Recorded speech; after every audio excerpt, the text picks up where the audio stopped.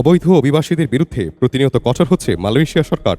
সম্প্রতি ভ্রমণ বিষয়ে দেশটিতে প্রবেশ করে অবৈধভাবে কাজ করা বিদেশিদের বিরুদ্ধে কঠোর ব্যবস্থা নেওয়ার নির্দেশ দিয়েছেন প্রধানমন্ত্রী Anwar Ibrahim.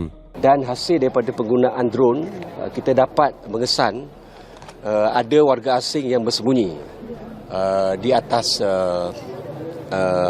bumbung, yang mana kita berjaya mengesan lebih daripada 15 orang.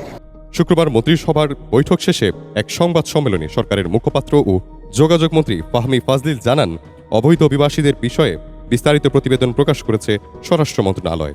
Penguasaan terhadap warga asing, pelawat-pelawat yang telah menyalahgunakan pas sosial ataupun kelonggaran dari segi pemberian visa untuk bekerja, mereka akan diambil tindakan yang tegas. স্বরাষ্ট্র মন্ত্রণালয়ের তথ্য মতে গত বছর থেকে এখন পর্যন্ত ভ্রমণ ভিসার অপব্যবহারকারী ৫৪,০০০-এরও বেশি বিদেশিদের বিরুদ্ধে আইনগত ব্যবস্থা নেওয়া হয়েছে। সাম্প্রতিক এক অভিযানে ৫৬ জন বাংলাদেশি সহ ২১৮ জন বিদেশিকে আটক করা হয়েছে।